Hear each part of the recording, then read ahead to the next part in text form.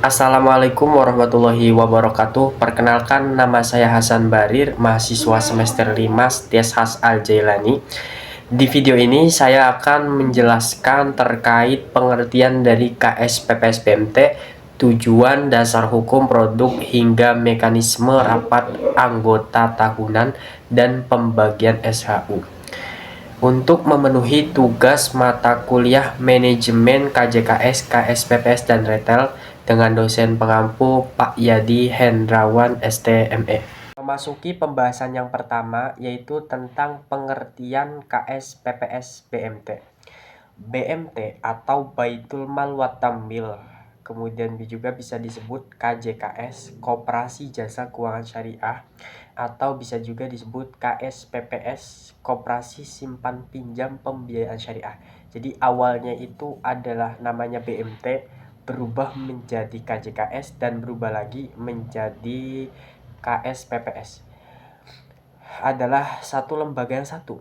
Jadi pengertiannya adalah lembaga keuangan non-bank yang berfungsi menjalankan kegiatan usaha simpanan, pinjaman, dan pembiayaan berdasarkan prinsip syariah. Nah, kenapa dikatakan non-bank?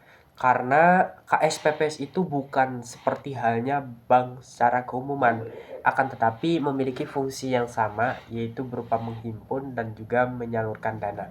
Nah, kemudian BMT itu terdiri dari dua kata, yaitu Baitul Mal dan Baitul Tamwil. Untuk Baitul Mal sendiri itu artinya adalah mengelola dana sosial yang non-profit seperti halnya zakat, infak, sedekah, dan wakaf untuk kesejahteraan. Sementara Baitul Tamwil itu adalah mengelola dana komersial atau bisnis untuk simpanan dan pembiayaan produktif, misalnya untuk modal usaha. Tentunya harus dengan menggunakan akad syariah seperti halnya murabahah, mudorobah, musyarokat, dan sebagainya. Selanjutnya, tujuan KS PPS BMT. Ada 3 tujuan utama. Yang pertama yaitu mensejahterakan anggota, pemberdayaan ekonomi umat, dan juga pengembangan ekonomi syariah. Nah, untuk tujuan yang pertama, mensejahterakan anggota. Jadi KS PPS BMT itu bertujuan meningkatkan kesejahteraan anggota melalui layanan simpanan dan pembiayaan yang adil dan terjangkau, sehingga anggota dapat memenuhi kebutuhan ekonomi serta mengembangkan usaha yang dimilikinya. Untuk pemberdayaan ekonomi umat, jadi KSPPS itu berperan dalam memberdayakan ekonomi umat, khususnya masyarakat kecil dan juga pelaku UMKM.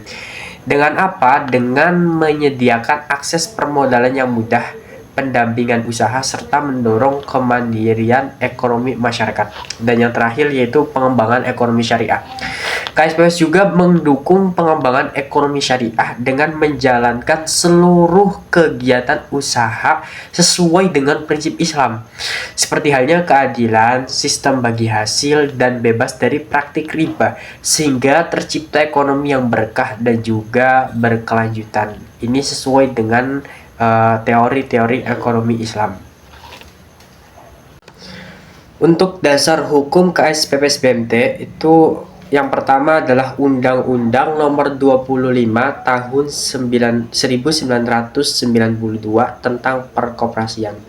Undang-undang ini menjadi dasar utama operasional koperasi di Indonesia, termasuk KSPPS BMT, karena KSPPS BMT itu kan termasuk koperasi, yang mana mengatur prinsip, tujuan, dan tata kelola koperasi.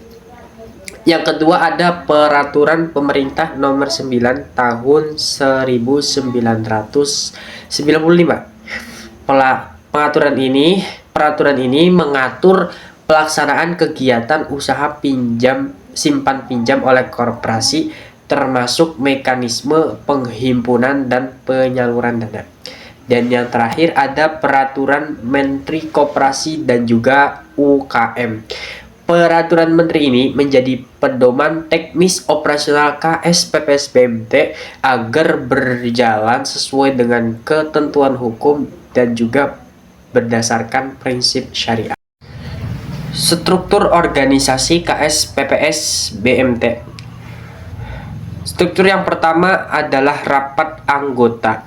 Nah, rapat anggota ini adalah pemegang kekuasaan tertinggi dalam KS PPS BMT.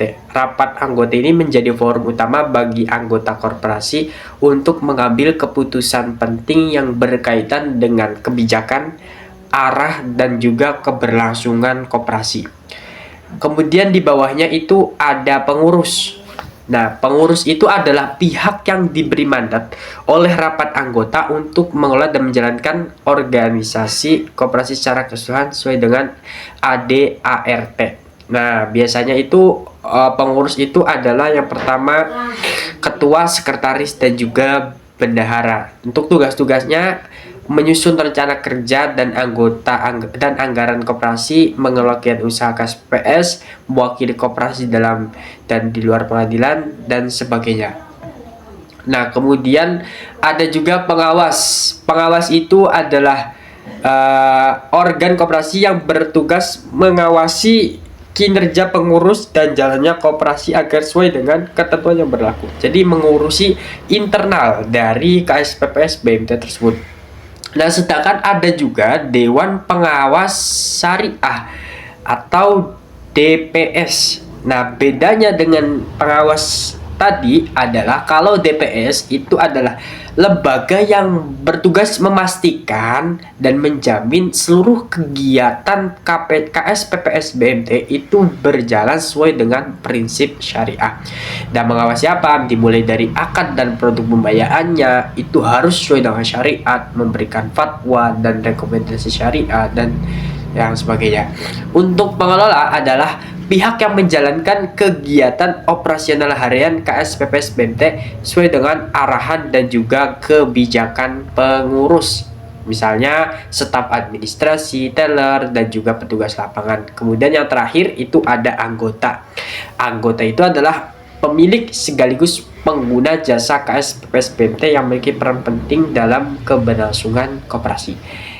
Untuk produk KS PPS BMT itu ada 3. Yang pertama menghimpun dana funding, yang kedua itu menyalurkan pembiayaan financing, dan juga pelayanan jasa.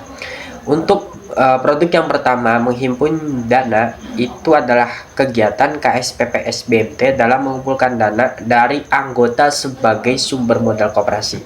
Nah, itu ada 3. Yang pertama ada simpanan pokok, ada simpanan wajib, dan juga simpanan sukarela. Simpanan pokok itu adalah simpanan yang wajib dibayarkan oleh anggota pada saat pertama kali menjadi anggota KS PPS BMT.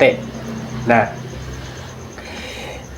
kemudian itu cukup 1 kali hanya ketika dia pengen jadi anggota KS PPS BMT. Kemudian simpanan wajib itu simpanan yang dibayarkan anggota secara rutin sesuai dengan ketentuan. Misalkan ketentuan koperasinya itu 1 bulan sekali, maka wajib dibayar 1 bulan sekali. Itu simpanan wajib. Kemudian juga ada simpanan sukarela. Itu simpanan yang disetorkan anggota secara bebas sesuai kemampuan. Contohnya itu kayak misalkan si Fitri, ada si Kurban, ada si Haji, si Umroh, dan sebagainya. Yang kedua itu menyalurkan pembiayaan. Dan menyalurkan pembiayaan ini merupakan kegiatan KSPS juga dalam memberikan dana kepada anggota untuk kebutuhan usaha maupun kebutuhan lainnya, tentunya dengan menggunakan akad syariah. Itu ada yang pertama murabahah. Murabahah itu akad jual beli di mana KS PPS itu membeli barang yang dibutuhkan anggota, kemudian nantinya menjual kembali kepada anggota dengan harga pokok ditambah margin yang telah disepakati. Misalkan anggota ini butuh mobil, maka nanti KS PPS membeli mobil tersebut dengan harga misalkan 200 juta dan dijual kembali harga pokok dan juga margin yang telah disepakati. Jadi dari 200 juta itu nantinya diberikan margin, misalkan marginnya 10 juta, maka nanti anggota tersebut akan membayar kepada KS PPS itu 200 juta, 210 juta dengan margin yang telah sepakati tadi. Kemudian ada akad ijaroh. Akad ijaroh itu adalah akad sewa menyewa ada akad musyarakah.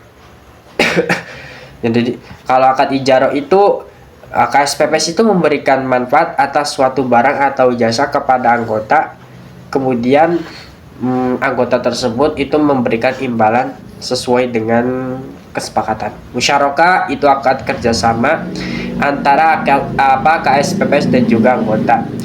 Dimana kalau musyarakah, awas ya bedanya musyarakah sama mudharabah. Kalau musyarakah itu dua pihak memberikan modal dan berbagi keuntungan sesuai dengan kesepakatan. Kalau mudharabah ini beda. Kalau mudharabah ini akad kerjasama usaha, di mana KSPPS lah yang menyediakan modal dan anggota yang mengelola.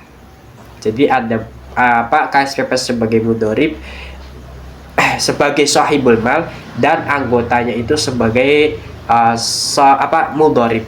Kemudian keuntungannya dibagi sesuai dengan nisbah yang telah disepakati. Setelah itu produk yang ketiga adalah pelayanan jasa. Nah, selain menghimpun dana dan menyalurkan pembiayaan, KSPPS juga memberikan berbagai pelayanan jasa untuk memenuhi kebutuhan anggota. Yang pertama contohnya hiwalah atau layanan pemindahan dan pengalihan utang dari satu pihak ke pihak yang lain sesuai dengan syarat. Yang kedua ada gadai. Yang gadai itu adalah layanan pembiayaan dengan jaminan barang. Yang ketiga ada qard, yaitu pinjaman kebajikan yang diberikan kepada anggota tanpa ada imbalan keuntungan sepeser pun. Dan yang terakhir adalah wakalah atau layanan pemberian kuasa dari anggota kepada KSPPS BMT untuk melakukan suatu transaksi atau kegiatan tertentu atas nama anggota. Untuk selanjutnya pembahasan tentang rapat anggota tahunan atau disingkat RAT KSPPS BMT. Nah, Pengertian rapat anggota tahunan adalah rapat yang dilaksanakan oleh KSPPS BMT satu kali dalam satu tahun buku. Nah, RAT ini merupakan forum tertinggi dalam koperasi yang menjadi wadah bagi anggota untuk membahas dan mengambil keputusan penting terkait pengelolaan koperasi. Untuk tujuannya, RAT itu bertujuan untuk menyampaikan laporan pertanggungjawaban pengurus dan pengawas kepada anggota. Selain itu juga, RAT juga bertujuan mengesahkan laporan keuangan serta menetapkan pembagian sisa hasil usaha. Untuk dasar hukumnya sendiri, itu berlandaskan Undang-Undang Nomor 25 Tahun 1992 tentang perkoperasian. Selain itu juga, RAT juga dilaksanakan berdasarkan anggaran dasar dan anggaran rumah tangga KSPPS BMT. Agenda RAT itu meliputi tentang penyampaian laporan pengurus dan pengawas mengenai kinerja selama satu tahun buku. Manfaatnya untuk mewujudkan transparansi pengelolaan koperasi dan juga kepercayaan anggota terhadap kinerja pengurus dan pengawas dapat meningkat karena seluruh laporan disampaikan secara terbuka. Selanjutnya pembagian sisa hasil usaha. Pengertian sisa hasil usaha adalah keuntungan bersih yang diperoleh KSPPS BMT dalam satu tahun buku setelah dikurangi seluruh biaya operasional. SHU dibagikan kepada anggota sesuai ketentuan yang ditetapkan dalam rapat anggota. Dasar pembagiannya itu dilakukan berdasarkan keputusan RAT serta sesuai dengan anggaran dasar dan anggaran rumah tangga KSPPS BMT dan prinsip syariah. Untuk pihak penerimanya itu diberikan kepada anggota koperasi. Selain itu, pengurus dan pengawas juga menerima SHU sesuai ketentuan yang telah disepakati dalam RAT.